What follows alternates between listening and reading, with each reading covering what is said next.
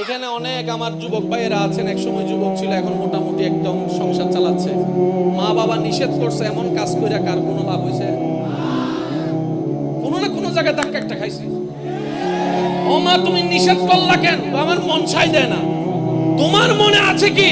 বলে যে রবের রহমত আছে, রবের রহমত আছে, রবের রহমত আছে। সুবহানাল্লাহ। সেজন্য আজকে একটা অনুরোধ করে কথা বলি, যারা সত্যিকার জীবন সুন্দর চান, পরকাল আলোকিত করতে চান, ইসলাম ছাড়া তো কোনো উপায়।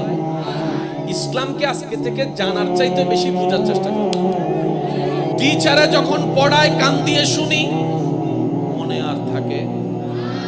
আর কারো কথা যখন দিল দিয়ে শুনি, কষ্টের কথা আজীবন মনে রাখা যায়, তার চেহারাও মনে রাখা যায়, নামও মনে রাখা যায়। কথা বলেন ঠিক কিনা? কিছু শুনতে হয় কান দিয়ে, কিছু জিনিস শুনতে হয় দিল দিয়ে। শুনতে হবে কান দিয়ে। কি কথা? মানুষের বদনাম এক কান দিয়ে শুনলে আরেক কান দিয়ে ফেলে দেন, দিলে স্থান দিয়েন না, না হয় দিলটা আপনার আমার নোংরা হবে। মানুষের বিরুদ্ধে বিন মারা কান দিয়ে শুনলে কান দিয়ে ফেলে দিতে হয়। মানুষের নামে কষ্ট দেওয়ার কথা কান দিয়ে শুনলে কান দিয়ে ফেলে দিতে হয়। মিথ্যা কথা কান দিয়ে শুনলে কান দিয়ে ফেলে দিতে হয়। কিন্তু কোরআনের কথা দিলের কান দিয়ে শুনতে হয়। নবীজির কথা দিলের কান দিয়ে শুনতে হয়। সুবহানাল্লাহ, সুবহানাল্লাহ।